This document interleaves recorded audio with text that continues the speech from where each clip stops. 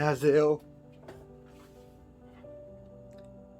책 읽어주는 남자 챔프입니다. 매산등 이야기 오늘 4번 등록문화재. 알렉산더 병원 성경학교와 기숙사, 남학생 기숙사, 매산등에 지금 있는 걸 여기 나열해 놨습니다. 엉거 선교사집, 로저스 원장집, 외국인 학교, 코잇 선교사집, 프레스톤 선교사집, 매산 학교, 또 수의실, 독신 여성 숙소, 크레인 선교사집, 매산 여학교, 조선인집. 1번부터 14번까지 이렇게 쭉 나열을 해놨습니다. 여기 보니까 여기가 1925년부터 1929년까지 순천 선교부 전경이랍니다.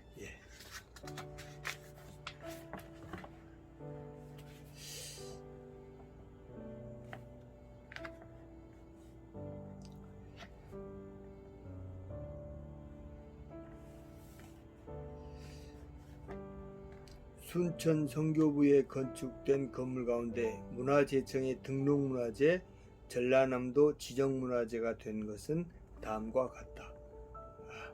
문화재명에 순천구 선교사 코잇가오, 있는 곳이 매산길 56, 매곡동 166의 3.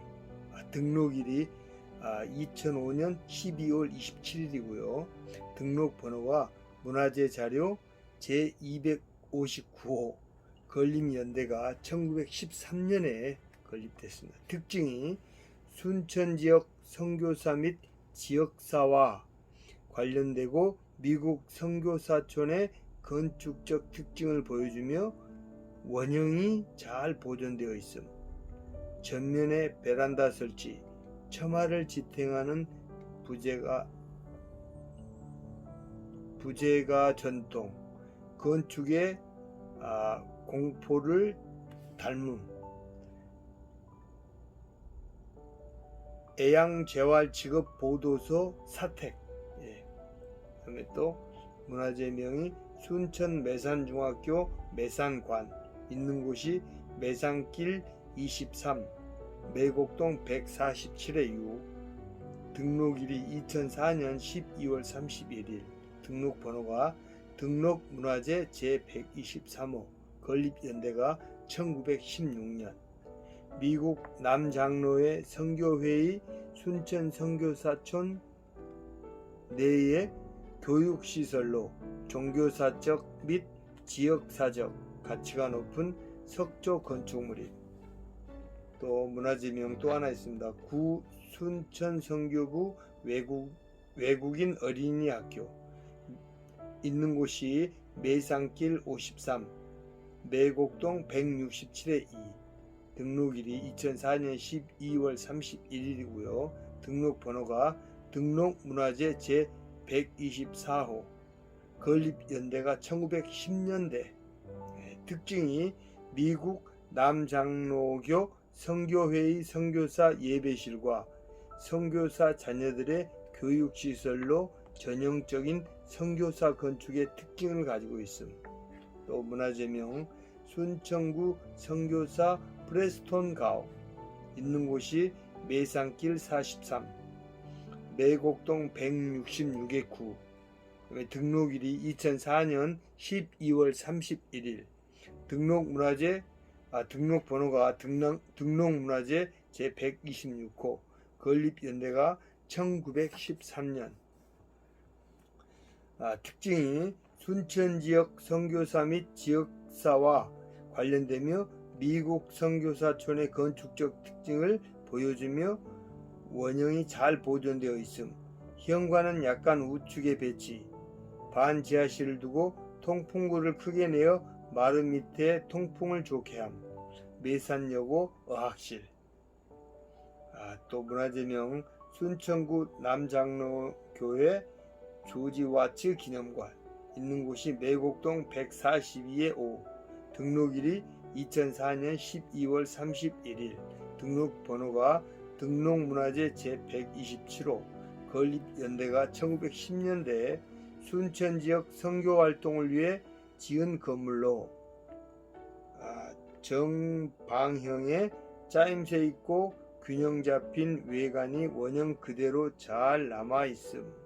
그리고 또 하나, 순천구 선교사 크레인 가옥. 여기는 있는 곳이 매산길 53, 매곡동 167의 1. 여기는 등록이 안 돼 있어요. 그러니까 등록번호도 없고요. 그 다음에 건립연대는 나와 있네요. 1910년대 매산여고 근방에 있던 집을 20년 전에 옮겼다는 설이 있음. 네, 이렇게. 그래서 이게 4번이고요. 이게 4번이네요. 보니까 5번 모던 순천. 예. 일제 강점기 순천의 도시문화는 크게 세 가지로 구분되어 형성된다. 이를 단적으로 표현한다면 한국인 마을, 미국인 마을, 미국인 마을은 선교사 마을이라고도 불렀네요. 일본인 마을이다. 선교사 마을은 근대 순천에서 우리 도시가 앞으로 나아가야 할 방향을 제시했다고 볼 수 있다. 건축 재료나 선교사의 생활 양식에서도 있었겠지만 그 당시 순천에서는 찾아볼 수 없었던 도시 기관 시설이 구축되었다는 점이다. 한국에서 근대 도시의 상징을 도로, 상하수도, 전기 등과 아울러 교육과 의료 시설을 들 수 있는데 이러한 도시의 기관 시설을 함께 갖추면서 마을이 만들어졌다는 점이다. 선교사 마을이 외형상 우리네 마을과 다른 점은 건물 외형 그 자체도 있겠지만 건물의 배치에서 우리와 확연히 다르다. 우리 건축물의 대부분이 남향인데 반해 선교사 마을의 건축물은 정면이 순천 부읍성을 조망하고 있다. 물론 와치 기념관의 경우는 동향으로 대지와 인접한 도로를 향하고 있다. 일본인 마을이라는 표현이 부적절한 것인지 모르겠으나 표현의 적절성을 떠나 1905년 이후 일본인의 순천 정착 과정에서 순천 부읍성의 상업지역인 남내동을 시작으로 중앙동, 행동, 영동의 순으로 토지가 점유된다. 하지만 한국인과 혼재된 읍성내를 제외하고 당시의 신시가지인 동해동 일대를 중심으로 살펴보면 지금의 순천 시티 호텔 인근의 동문에서 중앙 하이츠 출입구와 연결되는 순천 여수간 도로변을 중심으로 지금도 그 형태가 남아있다. 우리의 주거와는 전혀 다르며 도로에 접한 부분에 대지 폭이 좁고 도로와 직각으로 긴 모습으로 전형적인 일본식 주거 형태를 취하고 있다. 매산등 형성의 역사적 의의.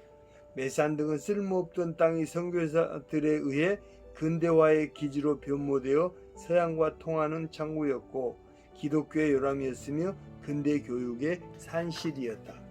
그러므로 매산등의 역사는 순천의 근대화 그 자체를 의미하며 우리의 위상을 진단하는 데 상징적인 의미가 깃들여 있다. 그곳은 아이들이 죽으면 약식으로 매장하였던 애기장으로 일종의 버려진 돌무지였다. 그런데 거기에 1910년을 전후하여 서양의 문물이 들어오면서 새로운 역사가 시작되었다.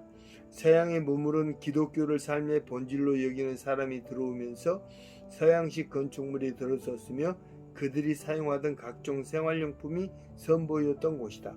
그리고 그 속에서 매산학교가 근대 교육의 요람으로 자리를 잡았고 이 매산학교를 통해서 우리나라의 근대화를 이끌었던 수많은 지도자들이 배출되었다.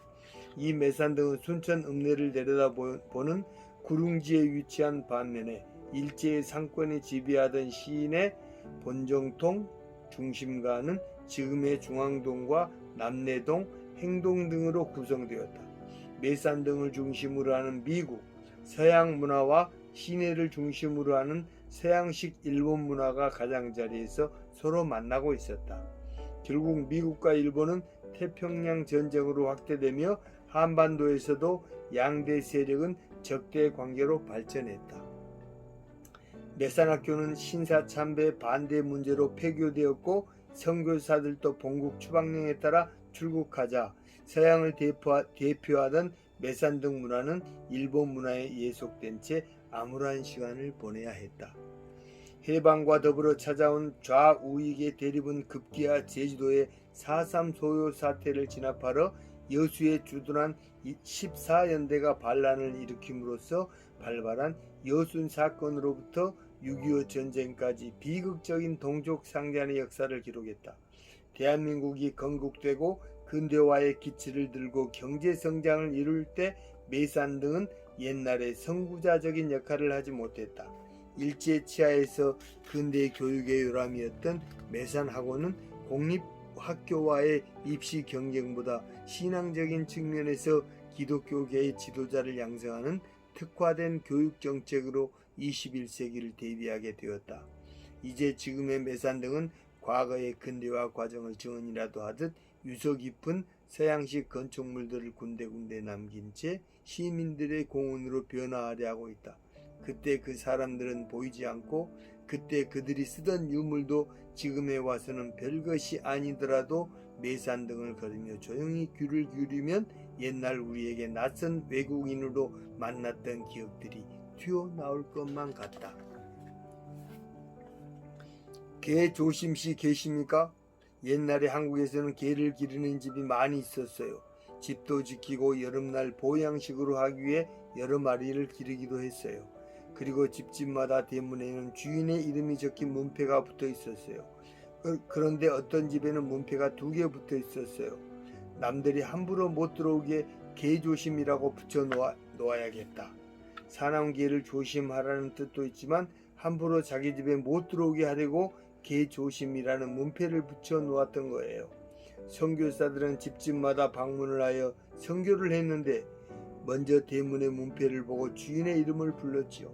선교사들은 개조심 팻말을 주인 이름으로 알고 떠듬떠듬 큰 소리로 불렀어요. 안에 개조심씨 계십니까?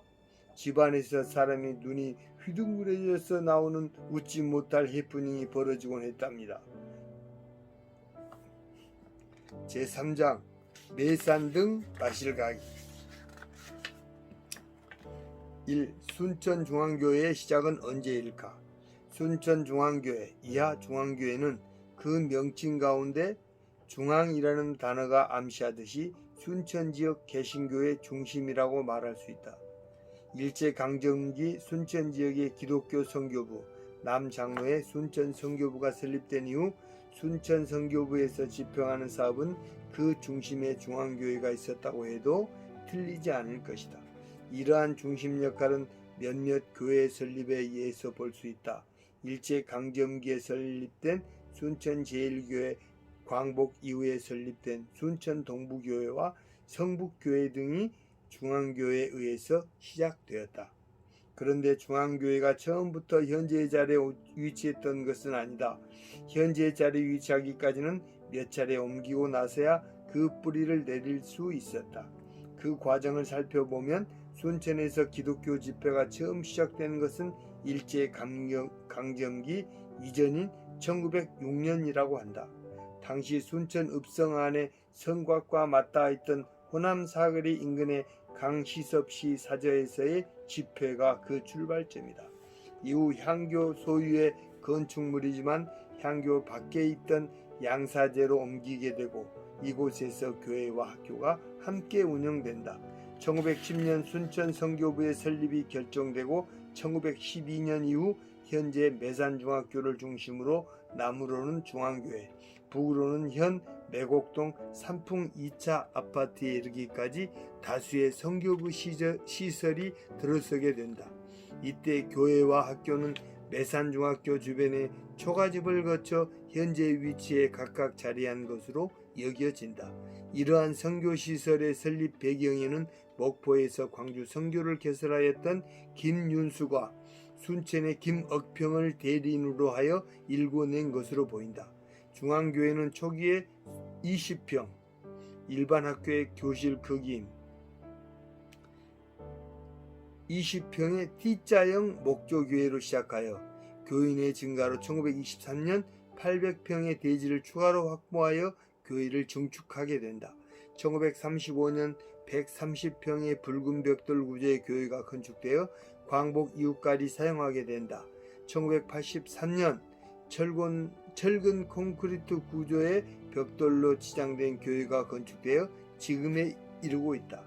중앙교회 초기 명칭은 순천노회사에서 일제강점기에 순천읍교회로 불린 것으로 기록하고 있다. 이런 점에서 생각해 본다면 초기의 명칭은 단순히 순천이라는 지명과 함께 순천교회 정도가 아니었을까 생각한다. 읍이라는 제도는 1930년 이후에 만들어진 제도이기 때문이다. 이후 순천읍교회에서 파생된 교회가 증가하고 이에 따라 중앙교회는 중심성을 강조하고자 중앙이라는 명칭이 사용된 것으로 생각된다.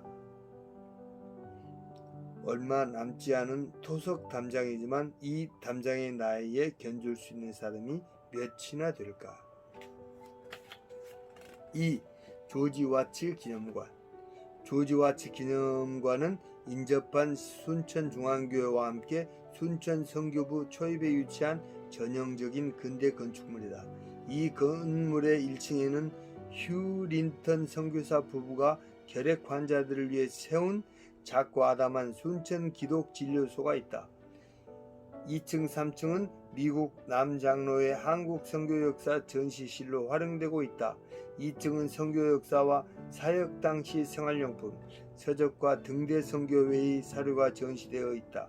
3층은 주거 공간으로 호남 선교의 선구자인 유진벨 선교사와 그의 후손들이 한국 선교에 헌신한 역사적 자취를 그대로 느낄 수 있게 해준다. 문화재 제 127호로 지정된 이곳의 정식 명칭은 순천구 남장로교회 조지 와츠 기념관이다. 조지 와츠는 선교사가 아닌 평신도로 순천 선교부 사택 7동, 병원, 메산학교 등의 모든 건축비와 수년 동안 13가정의 선교사의 생활비를 지원하였고, 메산학교가 신사참배 문제로 폐교 위기에 처했을 때 총독부와 교섭을 하여 폐교를 막았던 인물이다. 조지 와츠 기념관이 순천 선교부의 초입에 위치한 것은 선교부 설립 초기 일반 주민의 집단 거주지였던 지금의 금옥동과 옥천동의 주민들이 이용하기에 편리하도록 고려한 것으로 생각된다. 옛 지적도에 따르면 1910년대 순천 부읍성의 도로를 기준으로 읍성에서 선교부로 이동하는 길은 현재 순천의료원 정문 부근의 북문을 지나 의료원 공원 앞길을 이용하거나 의료원 중앙을 가로지르는 삼거리를 지나 진입하였을 것으로 보인다. 하지만 순천의료원의 전신인 일제강점기 도립 순천의료원의 설립으로 중앙의 삼거리는 없어지고 지금의 도로만이 북문에서 유일한 진입로가 된다. 건물의 쓰임과 그 변화. 조지 와츠 기념관은 순천 선교부 개설과 함께 한국인 개신교 지도자를 양성하기 위해 프레스톤 선교사가 설립한 보통성경학원에서 출발한다. 1925년 지금의 위치에 보통성경학교를 세우고 전도사를 하던 중 일제의 탄압으로 폐교되었다. 조지 와츠 기념관은 광복 이후 미 군정 때에는 전남 동부 지역을 관할하는 미군 60일 공정중대의 군정사무소로 활용되기도 하였다. 1947년 미 군정의 숙소로 활용되던 매산여학교는 불행하게도 화재로 사라졌다. 미 군정 측의 배상으로 그 자리에 새롭게 남향으로 건축된 2층 석조 건물은 이후 고등성경학교, 순천성서신학원으로 활용되었다. 1961년 고등성경학교는 현재 광주광역시에 소재한 호남신학대학의 전신인 호남신학교의 모태가 되며 고등성경학교의 초대 교장이었던 김형모 목사가 1970년 매산고등학교 교장직을 물러나면서 호남신학교 2대 교장으로 취임하였다. 성경학교는 시기에 따라 운영의 형태가 달라지지만 2008년 현재 59회에 걸쳐 1627명의 졸업생을 배출하고 200여 명이 전남 동부지역에서 목사로 활동하고 있다. 순천기독진료소.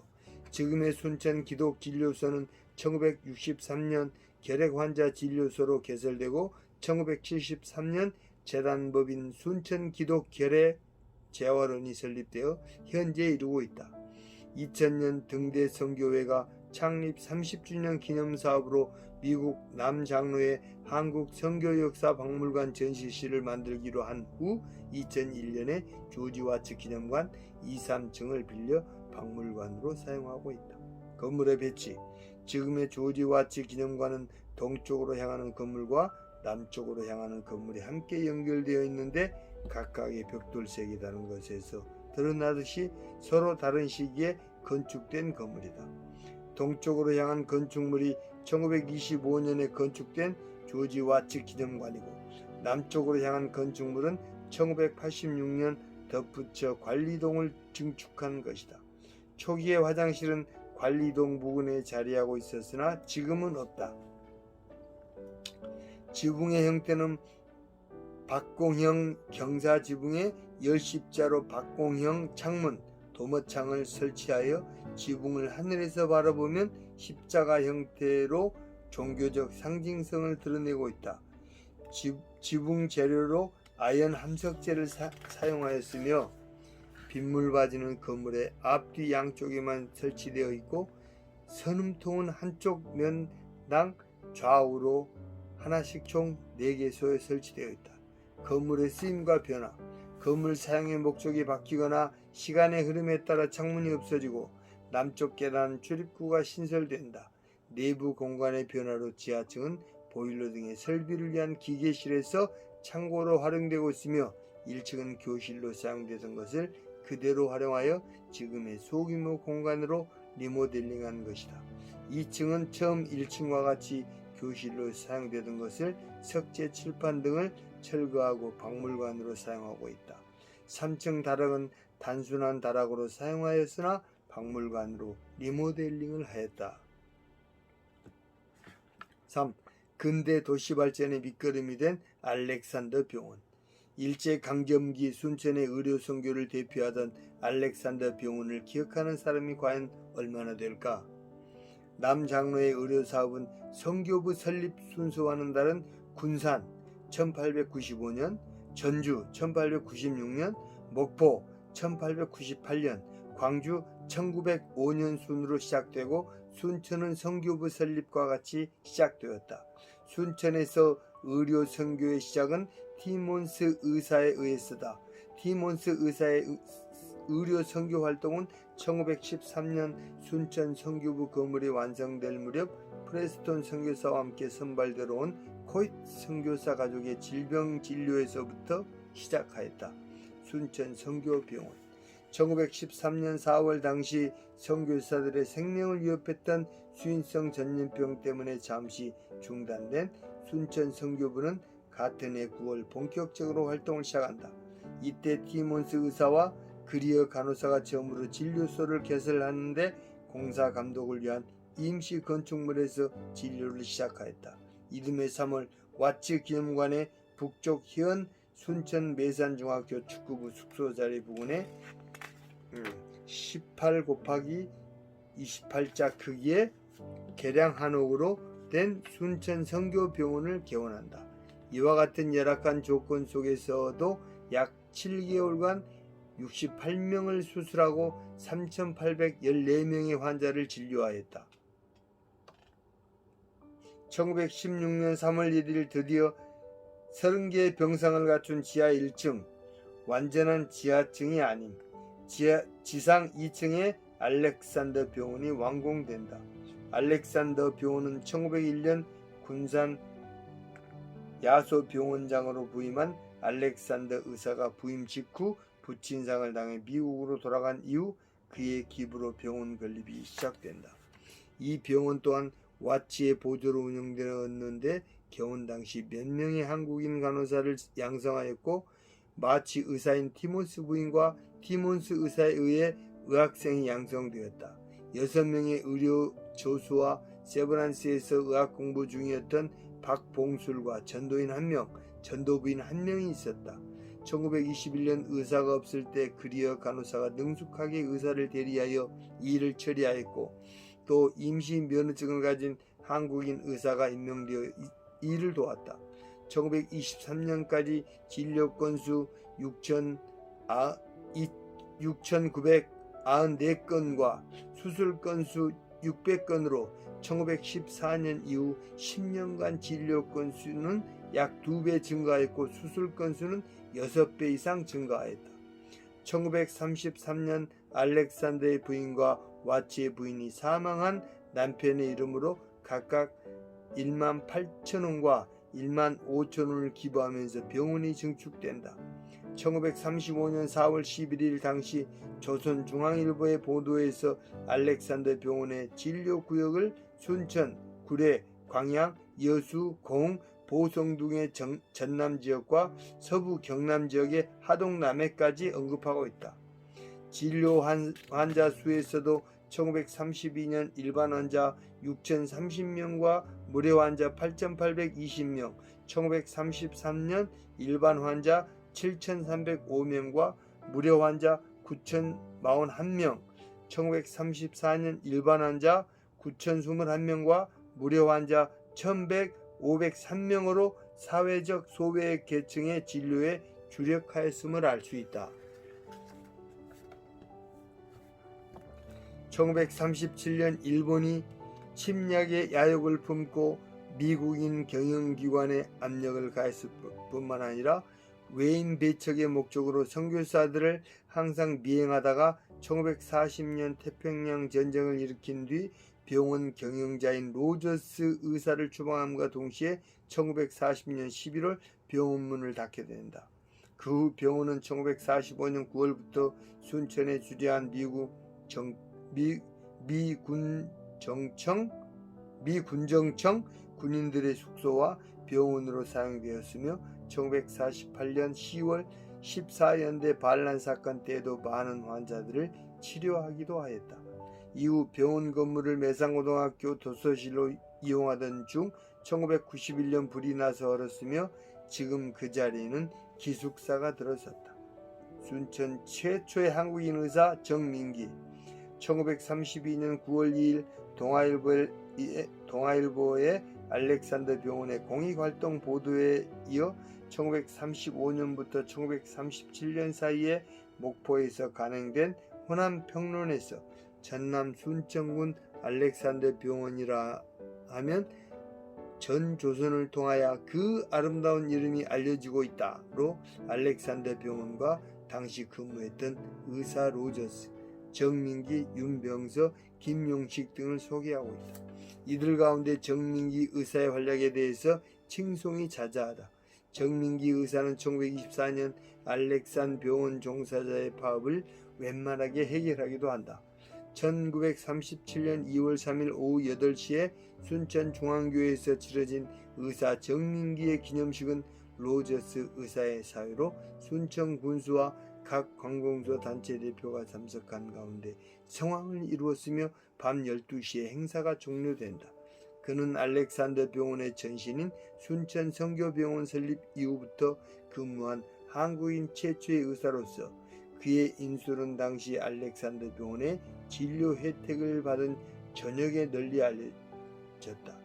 1941년 일본에 의해 병원은 폐원되고 의사들 중에서 윤병서 의사는 화성군 공의를 거쳐 여수 신월동의 여수 구호병원장 의무관 2급을 영입한다. 또한 알렉산 병원의 간호사 가운데 지금 청암대학 간호과의 전신인 순천간호고등 기술학교 이후 전남 도립간호전문대학으로 승격, 기술학교의 교원으로 참여하는 등 알렉산더 병원은 폐원 이후에도 그 역할을 달리할 뿐 그 명맥이 계속해서 이어진다. 중단된 남장로회 의료사업은 규모 면에서 많은 축소를 가져왔지만 순천 최초의 병원이 설립된 그 언저리의 순천 기독진료소가 아직까지 그 명맥을 이어가고 있다. 4. 교육도시 순천의 시금석 매산 남여학교. 매산학교 1931년 4월 27일 매일신보 순천 소개 기사에서 매산학교를 알렉산더 병원과 함께 순천의 2대 특색으로 소개한다. 매산학교는 순천 선교부의 설립 결정 이후 양사제에서 교회와 함께 시작된다. 양사제를 교사로 활용한 이후 우명마을의 민가를 거쳐 지금 매산중학교 매산관의 전신인 와츠 기념 남학교, 일제 강점기 매산학교와 남학교가 와츠 기념 여학교에 뒤이어 건축된다. 일제 강점기 매산 여학교. 하지만 1916년 성경교과 문제로 자진해서 폐교한다. 한반도를 강제 점령한 일본의 정책이 1919년 3.1운동 이후 헌병 정치에서 문화 정치로 외형상 변화를 가져옴에 따라 1921년 재개교하여 크레인 선교사가 남학교에, 비거 선교사가 여학교에 각각 교장으로 취임한다. 1933년 4월 15일 강당에서 20주년 기념식 행사가 있었음을 당시 동아일보가 보도하고 있다. 일제 강점기 매산학교는 초등과정의 2년과정의 고등과가 함께 개설되었다. 1921년 매산학교의 재개교는 순천지역 교인들이 학교 재정의 일부를 부담하기로 하는 등 지역민의 역할이 상당하였다. 성경 교과목 이수 문제로 뜻을 이루지는 못하였으나 1917년 선교부 내의 학무위원장으로 교육을 담당하던 크레인 선교사가 도청에서 실시하는 교사 강습회에 참여하고 일본어 학습을 권장하는 등 1921년 재개교 이전에도 일제 요구에 적응하면서 학교 교육의 정상화를 위해 많은 노력을 기울여 왔다. 하지만 어떤 형태로든 식민지 정책에 도움이 되지 않은 학교들을 정리하려는 정책 때문에 상당한 기간을 비인가 상태에서 성경을 중심으로 한 교회의 주일학교와 연계된 비정규 교육이 이루어질 수밖에 없었다. 비인가 학교의 운영을 이해하기가 쉽지 않으나 대표적인 비인가 교육기관인 서당의 운영에서 그 이해를 찾을 수 있다.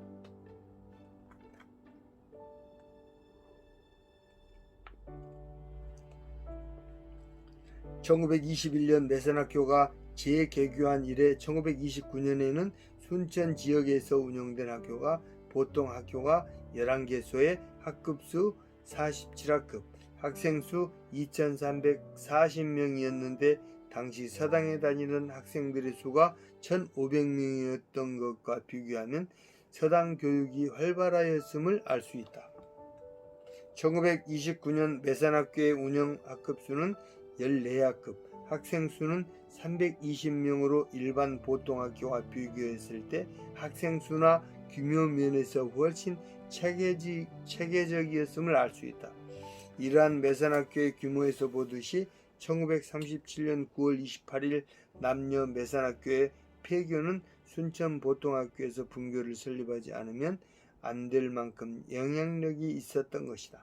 매산학교의 폐교는 신사참배 거부 때문이며 1937년 남장로의 해외 선교부의 실행총무인 폴턴 박사의 학교에 대한 정책 발표가 결정적인 역할을 한다. 폴턴은 같은 해 2월 15일 전주를 시작으로 각 선교부의 상황을 돌아본 후 4월 새학기 신입생을 받지 않도록 한다. 호남 지역 10여 개 학교가 이 결정에 따라 신입생이 없이 운영된다. 이러한 선교 정책은 광주 수피아 여학교 학생들의 반발도 있었으나 매산학교는 1937년 9월 27일 순천군에서 폐교 대책을 논의하고 다음날 폐교식을 거행한다. 매산 여학교에서는 오리에텍 선생님이 작별 인사 겸 폐교를 선언하고 선납된 2학기 수업료 가운데 4분의 3을 반환한다. 매산 교육의 열매들. 일제하에 어려운 여건 속에서도 매산학교에서 근대 교육을 받은 사람들은 해방 이후 근대화의 일꾼으로 많은 기여를 했다. 은성학교 시절에 교육을 받고 훗날 건국 과정에서 많은 발자취를 남긴 사람들은 다음과 같다.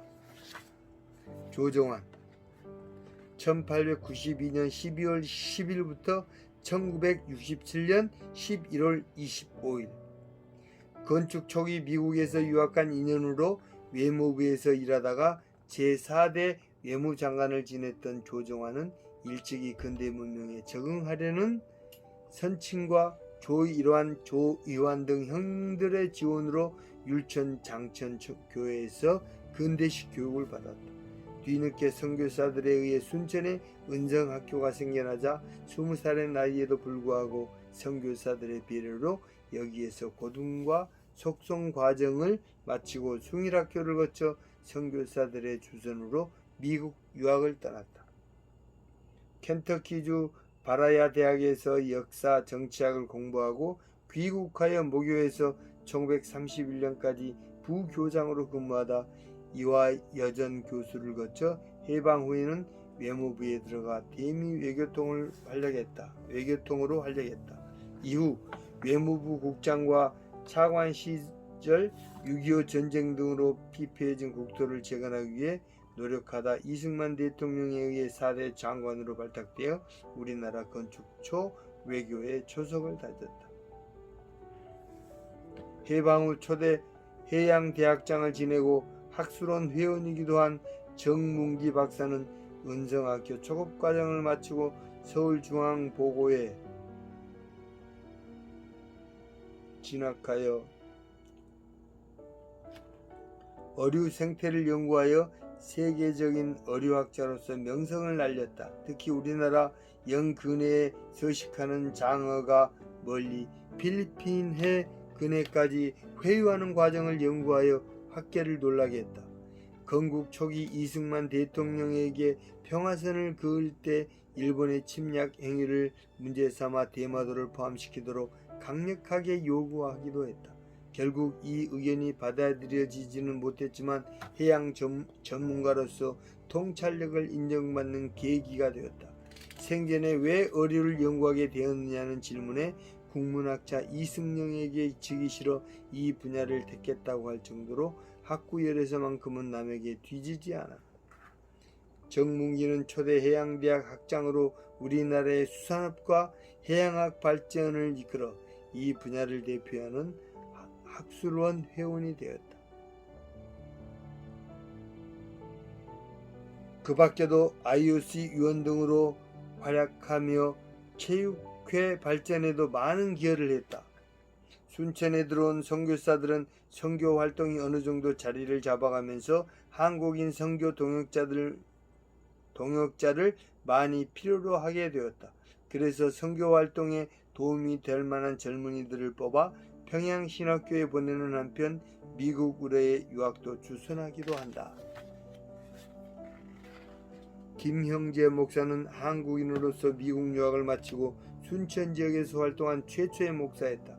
그는 평양 출신으로 그곳에서 숭실학교를 마치고 교원으로 근무한 보기 드문 엘리트였으며 부모의 신앙을 이어받아 온화하고 조용한 성품에 정직하고 순종적이었기 때문에 선교사들의 신망을 받았다. 선교사들의 주선으로 평양신학교를 마치고 유학생으로 발탁되어 미국에서 신학을 하고 돌아와 목사 안수를 받은 후 순천을 중심으로 선교사들과 협력하여 활동하기 시작한다. 그는 전국에서 가장 먼저 홍매화가 피어 언론의 봄의 전령사로 소개되곤 했던 매곡동에 정착하여 살면서 많은 목회자들을 길러내는데 이바지했다. 후에 이 지역의 기독교 지도자였던 김형모도 그의 후광에 힘입은 바가 컸다. 해방 후 김형재 목사는 미국 유학을 다녀온 목사였기 때문에 점령군으로 들어온 미군들로부터 행정고문으로 위촉되어 일본인들이 소유했던 재산들을 처리하는 일을 맡게 되었다. 미군들 중에는 현지 사정에 밝은 사람이 없고 현지에서는 영어에 능통한 사람도 없는 상황에서 일본인들이 소유했던 재산을 처분하는 책임을 맡았다는 것은 그가 평소에 보인 인품에 따른 것이긴 하지만 얼마든지 이 기회를 이용하여 축제를 할 수 있는 것도 현실이었다. 그러나 나중에 그가 단 하나의 재산도 사사로이 손대지 않았다는 것을 안 미국 당국은 그의 청렴함에 혀를 내두르며 신뢰를 보냈으며 이것이 후에 목회자들에 대한 깨끗한 이미지를 형성하는 계기가 되어 이후 순천 지역을 복음하는 데 많은 도움이 되었다. 그리고 말년에는 박정희에 의해 5.16 군사 쿠데타가 일어나 혁명정부가 들어서며 새로운 체제를 구축하는 과정에서 그 인품이 알려져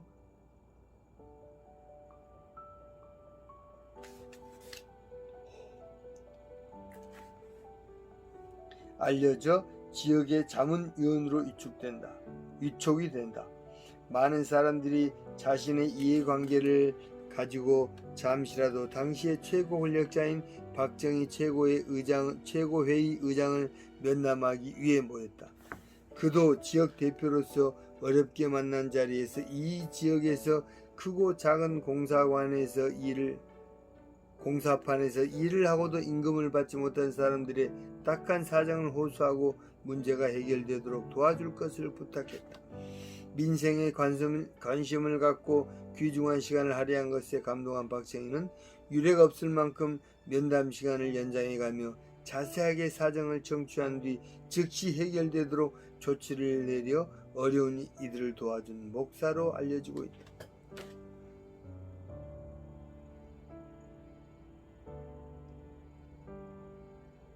조치를 내려 어려운 이들을 도와준 목사로 알려지고 있다. 최정환과 김성일, 서민호.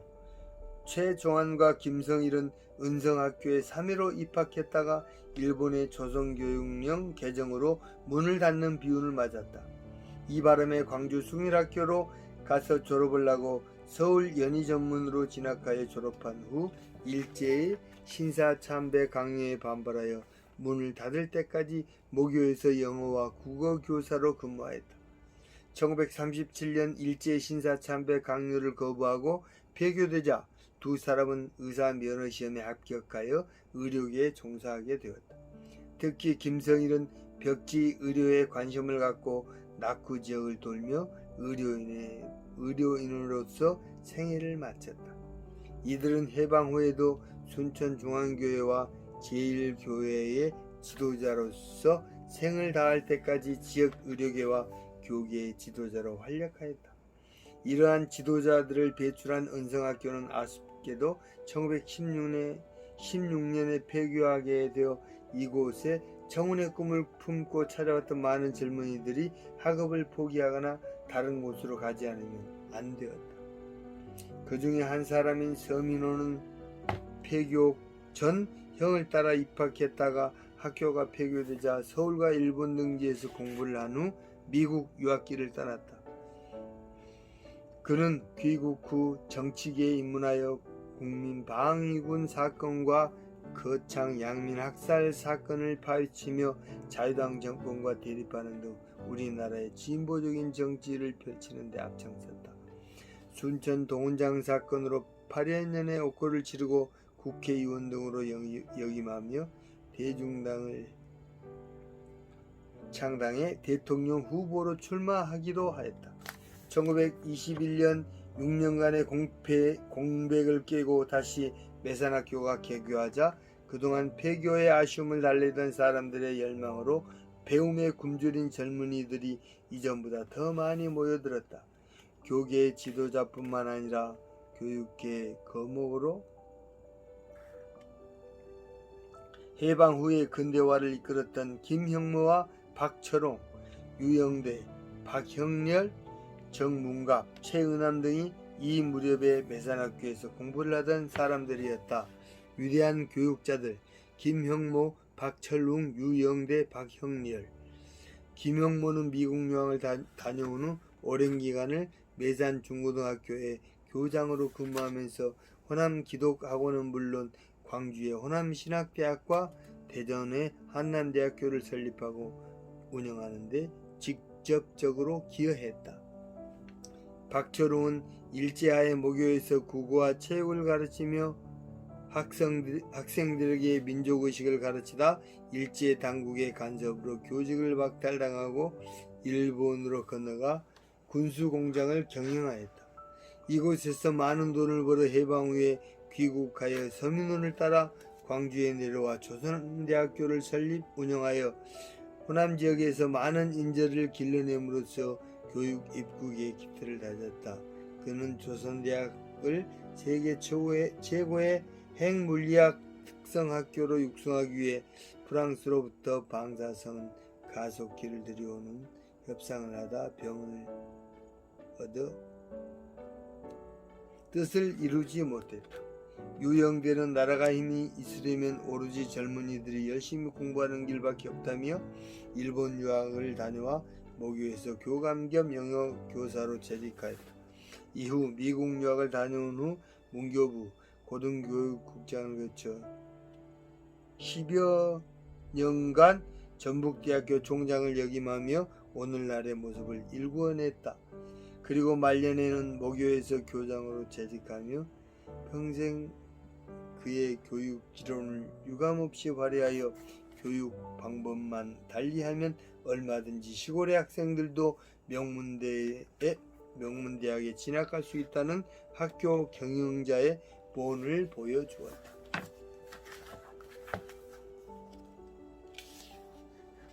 실제로 해방 후의 매산교육은 그가 교감과 교장으로 근무하는 동안 많은 인재들을 길러내는 요람으로 전성기를 구가하였다. 박형렬은 매산학교 재학 시절부터 축구를 시작하여 평양 숭실학교에서까지 대표 선수로 활약한 체육인으로 명성을 날렸다. 해방 후 좌우의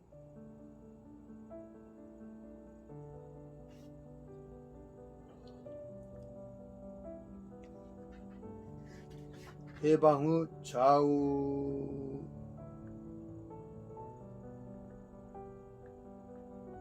좌우익이 갈등하던 시기에 모교에서 교사와 교장을 역임하다 오늘날 순천대학교의 전신인 농업인학교와 공농고 등에서 교장으로 활약하며 주로 우리나라의 농업발전에 공헌하였다. 이후 전라남도의 초대 교육감으로 기선되어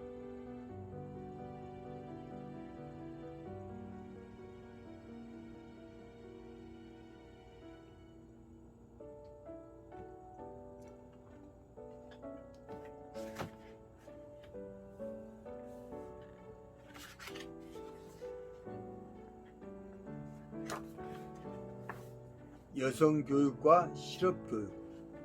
선교의 한 방편으로 시작된 교육 가운데 더욱 돋보이는 점은 여성교육과 실업교육이다. 일제강점기 매산여학교의 경우 당시 사회적으로 소외되었던 여성을 대상으로 체계화되고 특성화된 교육의 기회를 제도의 틀 안에서 제공하게 되었다는 점이다. 1933년 순천 지역의 보통학교와 농업실습학교, 일본인 자녀를 대상으로 교육하는 순천 심상소학교 등의 교사 수는 학급 편성 수와 각하나 한 명 많은 것으로 나타난다. 하지만 매산여학교의 경우 7학급 편성의 교사가 15명으로 교과목에 따라 전문화된 교사가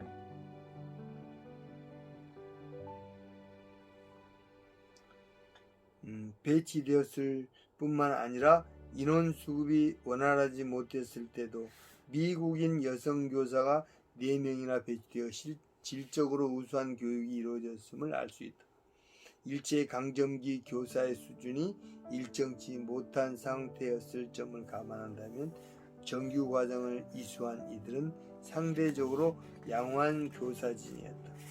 일본의 한국인 교육의 주안점은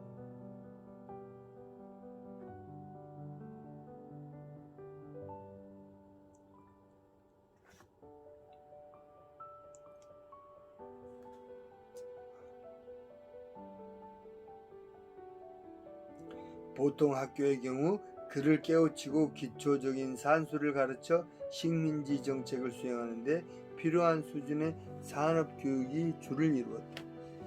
고등과에 해당하는 경우에도 전문화된 실업교육보다는 약간 근대화된 농업교육 정도였다. 여기에 비해서 매산학교의 고등과 교육은 이와는 다른 면이 있었다. 즉 성경을 가르치면서 장차 교회의 지도자나 교육자 양성을 염두에 두고 행해졌기 때문에 오늘날 인문계 고등학교에 해당하는 교육 내용이 주를 이루었다.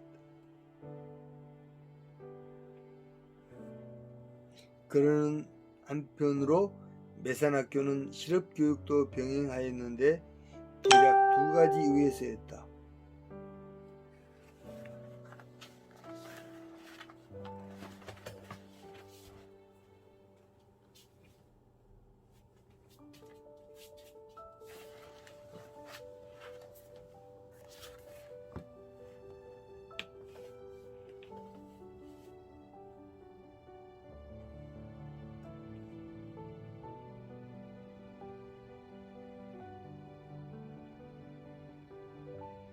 하나는 일반 보통학교나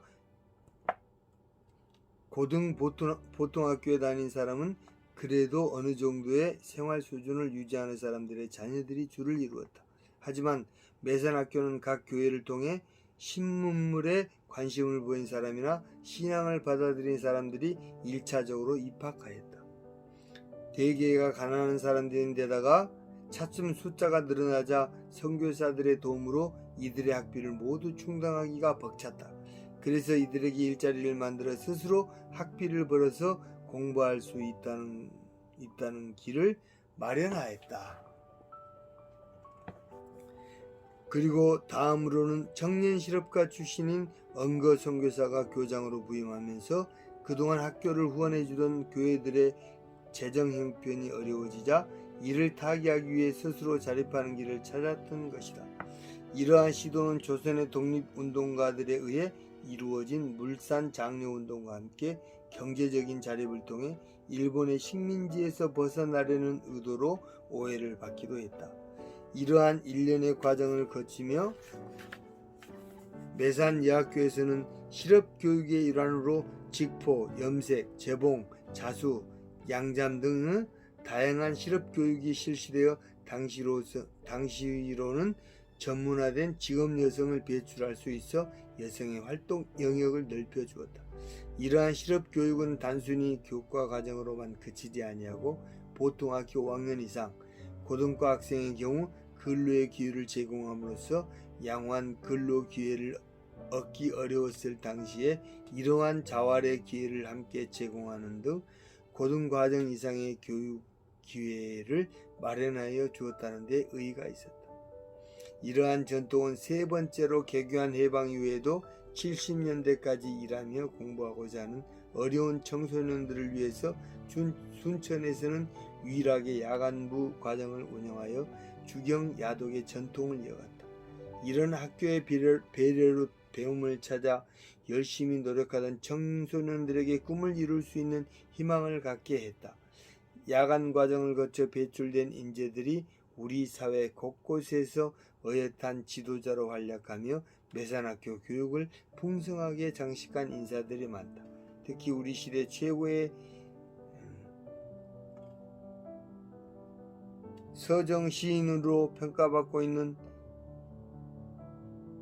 서정춘은 지인들에게 매산학교에 야간부 교육 과정이 없었으면 자신도 없었을 것이란 말을 서슴없이 하곤 한다. 그는 시집, 주편, 봄, 파르티잔, 귀 등을 발표하여 그동안 근대화에만 매달려 물질 문명에 함몰되어 우리의 과거를 잊고 살아온 우리나라 시단의 짧고 간결한 언어로 신선한 감동을 불러일으켰다. 오늘은 여기까지 100년 전 순천으로 마실 가기.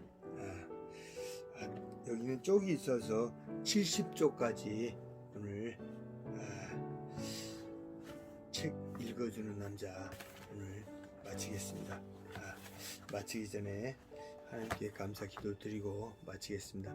하나님 감사합니다. 주님께서 또 이렇게 매산등 이야기 주님께서 또 읽게 해주시고 또 늘 그쪽 순천 지역에 그 또 선교사들의 활동과 그 모든 것을 또 조금이라도 알게 해주시는 하나님 아버지께 진심으로 감사드립니다. 하나님 아버지여, 그때 당시 열악한 이런 환경 속에서도 우리 멀리 먼 나라에서 그 미국에서 오신 그 선교사들의 활약으로 우리가 또 문맹 퇴치도 되고 또 하나님을 또 알게 되고 그 모든 역사들이 정말로 감사한 일이 아닐 수 없습니다. 하나님 정말 감사드렸고 최청원 집사가 더욱더 이 또 통독을 잘하며 또 최청원 집사의 공부도 잘 되어서 더 하나님을 또 더 섬기는 귀한 또 제자가 될 수 있도록 주님께서 도와주시옵소서. 영광 되시고 은혜가 되시는 예수님의 이름으로 기도드립니다. 아멘.